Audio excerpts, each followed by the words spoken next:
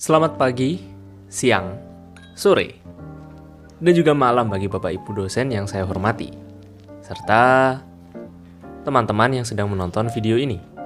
Pada kesempatan kali ini, izinkan saya mempresentasikan tugas konsep keteknikan untuk peradaban yang pertama, terkait dengan bagaimana testimoni selama kurang lebih 2 semester mempelajari program studi yang sedang saya pelajari di Fakultas Teknik Universitas Gadjah Mada. Dan langsung saja kita mulai. Sebelumnya perkenalkan, nama saya Kavia Desra Farel Jordian. Teman-teman bisa memanggil saya Neo. Sebagai seorang mahasiswa Teknik Kimia angkatan 2023 yang sedang menjalani studinya pada semester kedua atau semester genap. Apabila teman-teman penasaran dengan apa yang dipelajari di program studi Teknik Kimia, kita akan menuju ke pendahuluan. Pintu Selamat datang di Fakultas Teknik Universitas Gadjah Mada. Ilmu teknik sendiri merupakan suatu bidang yang mengkombinasikan ilmu dan teknologi untuk menyelesaikan suatu permasalahan yang ada di lingkungan. Salah satu tujuan utama dari adanya ilmu teknik atau engineering ini adalah untuk mempersiapkan mahasiswa agar siap terjun ke dunia profesional atau bahkan melanjutkan studi ke tingkat lanjutan.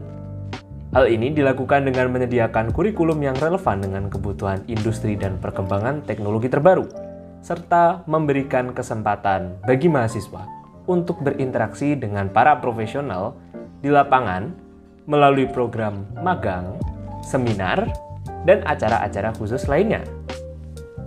Fakultas Teknik sendiri merupakan pusat penelitian yang penting dalam pengembangan teknologi baru dan solusi inovatif untuk berbagai masalah dalam masyarakat.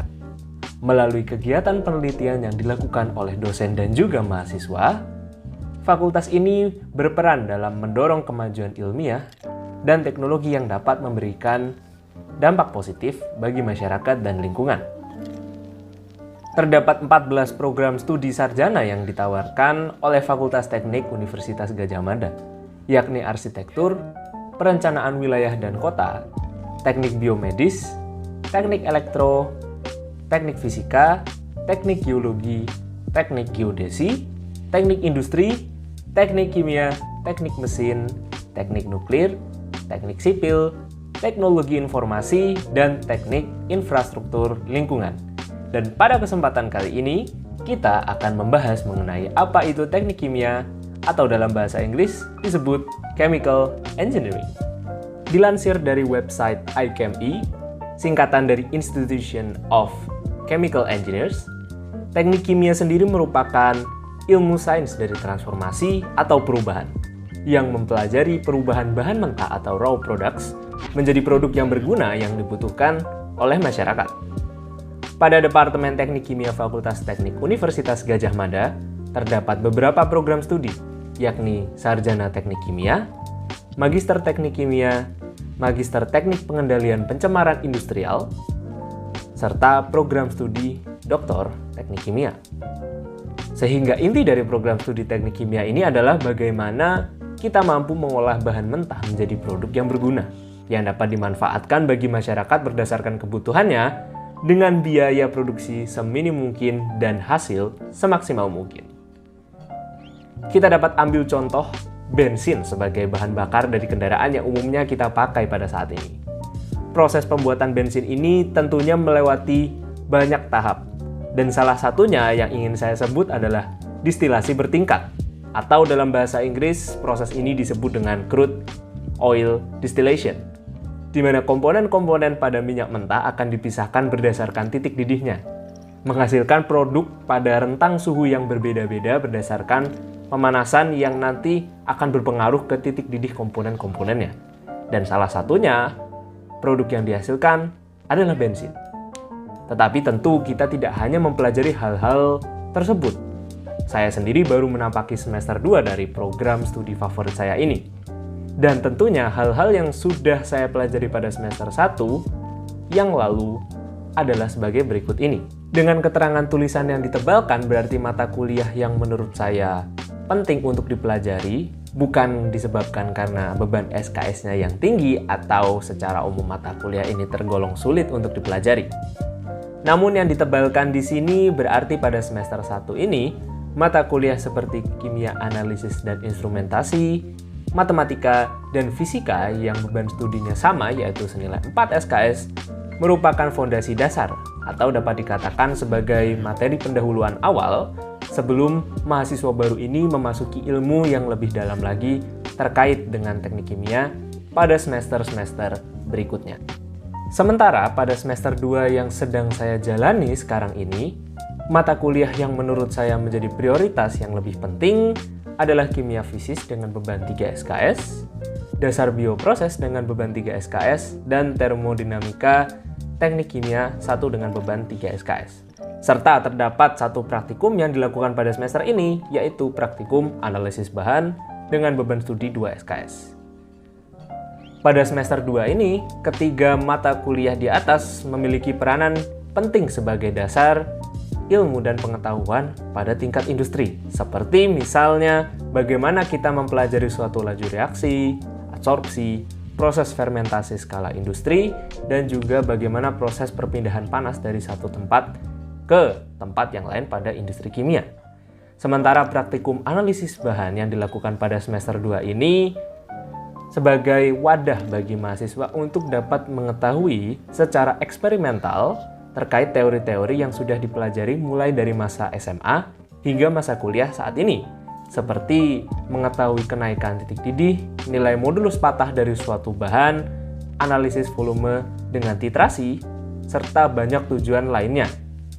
Selain mata kuliah di atas, pada semester 2 ini, mahasiswa yang memiliki nilai yang baik dapat mengambil mata kuliah percepatan yang ada pada semester berikutnya, yang dapat dijelaskan pada diagram alir berikut ini. Ini merupakan diagram alir kurikulum yang diterapkan pada saat ini, sehingga terdapat beberapa tanda panah yang diharapkan mahasiswa dapat mengerti bahwa apabila mereka ingin mengambil mata kuliah yang berwarna putih, jika terdapat tanda panah, artinya menjadi syarat untuk mengambil mata kuliah tertentu. Semisal, apabila kita ingin mengambil mata kuliah transportasi dan penyimpanan bahan pada semester 3, maka kita harus sudah mempelajari mata kuliah termodinamika 1 pada semester 2 dan fisika pada semester 1. Apabila mata kuliah yang berwarna putih tersebut tidak diikuti tanda panah, semisal proses industri kimia, matematika teknik kimia, asas teknik kimia, dan ekonomi teknik dapat diambil oleh mahasiswa semester 2 apabila mereka memiliki nilai yang cukup baik. Sementara, terdapat 4 syarat agar mahasiswa dinyatakan lulus menempuh studinya di program studi teknik kimia, yakni telah menyelesaikan penelitian di Departemen Teknik Kimia, melakukan kuliah kerja nyata atau yang disebut dengan KKN, melakukan kerja praktik, dan juga tugas akhir yang bukan berupa skripsi, tetapi merancang sebuah pabrik kimia. Ini semua dipelajari untuk mencapai program outcomes yang telah ditentukan, yakni fondasi konsep yang kuat, inovatif dan kreatif, desain dan keamanan, kemampuan analitikal dan mampu menginterpretasikan sebuah data, kemampuan menggunakan teknologi modern, memahami sumber daya alam yang ada, tetap menjaga etika dan perilaku sebagai insinyur profesional, bekerja sama, komunikasi, tetap up to date dengan isu-isu yang hangat, dan juga pengembangan diri. Nah, lalu bagaimana keterkaitan antara mata kuliah yang dipelajari ini dengan program outcome yang sudah ditentukan oleh departemen? Apakah itu sesuai? Nah, mari kita lihat pada slide berikutnya. Kita dapat mengambil contoh pada mata kuliah fisika yang dipelajari pada semester 1 dibandingkan dengan program outcome yang pertama, yakni an ability to apply basic science, physics, chemistry, and biology, mathematics, material science, and chemical engineering fundamentals in solving chemical engineering problems, yang artinya mampu mengaplikasikan ilmu sains dasar seperti fisika, kimia, biologi, matematika, ilmu material, dan konsep-konsep teknik kimia dalam menyelesaikan masalah pada industri teknik kimia.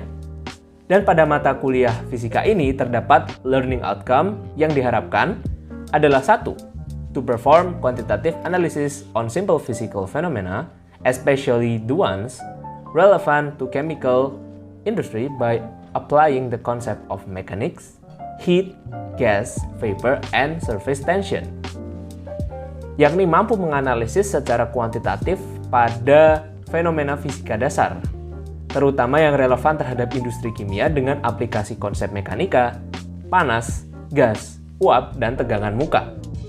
Kedua, to perform calculation on phenomena involving energy conversion including heat to mechanical energy, yang artinya mampu menghitung fenomena yang melibatkan konversi energi termasuk panas ke energi mekanik.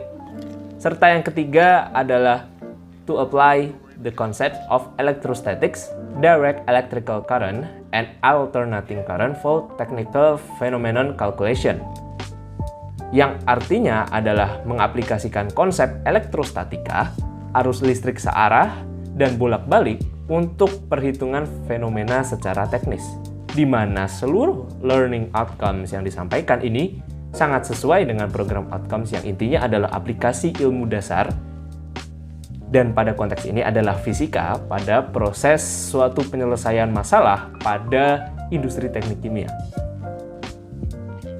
Kita ambil contoh yang berbeda pada mata kuliah Termodinamika Teknik Kimia 1 yang dipelajari pada semester 2, di mana Learning Outcome 1 mengharapkan mahasiswa mampu mengaplikasikan hukum kekekalan energi pada proses flow dan non-flow, serta Learning Outcomes 2 yang mengharapkan mahasiswa mampu menghitung perubahan fungsi termodinamika berdasarkan fungsi keadaan atau equation of state dan kapasitas panas. Atau pada mata kuliah asas teknik kimia yang dipelajari pada semester 3 yang intinya kurang lebih sama, sangat mendukung program outcome yang pertama yang diharapkan oleh Departemen Teknik Kimia itu sendiri. Salah satunya adalah program outcome yang pertama, yakni aplikasi ilmu dasar untuk menyelesaikan masalah pada industri teknik kimia. Setelah lulus, prospek kerja atau karir seorang lulusan teknik kimia dapat dikatakan cukup bervariasi, mulai dari industri minyak dan gas, petrokimia, pabrik semen, pabrik gula, industri berbasis minyak sawit, dan sebagai proses engineer, field engineer, R&D atau research and development engineer, industri jasa terkait pengolahan air, perusahaan engineering, procurement and construction, dan menjadi konsultan. Selain itu, dapat juga menjadi wirausaha, staf ahli industri perbankan, staf ahli pemerintahan, dan juga dapat menjadi dosen di perguruan tinggi. Dengan berbagai karir yang ditawarkan oleh program studi ini, tentu dalam konsep keteknikan untuk peradaban ada nilai-nilai dan etika yang harus dibawa sebagai seorang insinyur. Maka, pada program studi teknik kimia pun, mahasiswa ditanamkan dengan konsep chemical engineering tools yang mempunyai hubungan dengan etika seorang insinyur. Chemical engineering tools sendiri ada 6, yakni yang pertama ada neraca massa atau mass balance, di mana massa yang masuk harus sama dengan massa yang keluar, neraca panas atau heat balance, di mana panas yang masuk itu juga sama dengan nilai panas yang keluar, serta yang ketiga konsep kesetimbangan atau equilibrium, yang keempat rate process atau laju reaksi, yang kelima aspek ekonomi, dan juga humanity atau kemanusiaan. Dan di sini yang menjadi dasar etika bagi seorang insinyur teknik kimia ini adalah humanitas, kemanusiaan. Dan apa yang dimaksud dengan kemanusiaan pada seorang insinyur teknik kimia ini, kita simak di slides berikutnya. Kemanusiaan yang dimaksud ini adalah tanggung jawab pada masyarakat dan lingkungan, di mana seorang insinyur teknik kimia mampu mengetahui konsekuensi, dampak dari keputusan yang diambil baik terhadap lingkungan sekitar, juga masyarakat. Yang kedua adalah sesuai dengan bagaimana peran teknik bagi manusia adalah menciptakan berbagai macam solusi berdasarkan permasalahan yang didasari oleh kebutuhan masyarakat dengan ilmu-ilmu yang sudah dipelajari selama menempuh studi di program studi teknik kimia. Dan karena Departemen Teknik Kimia sendiri selalu menekankan aspek keamanan dalam setiap situasi, maka humanitas atau kemanusiaan ini juga berarti memastikan aspek keamanan dan keselamatan dalam bekerja, agar terhindar dari berbagai macam bahaya yang dapat muncul, serta menjaga lingkungan agar bebas, aman dari limbah-limbah yang berpotensi beracun di lingkungan masyarakat. Mungkin sekian video testimoni bagaimana saya menempuh studi di program studi teknik kimia selama 2 semester. Terima kasih sudah menonton. Saya ucapkan mohon maaf apabila terdapat kesalahan dalam pengucapan kata. Terima kasih dan sampai jumpa.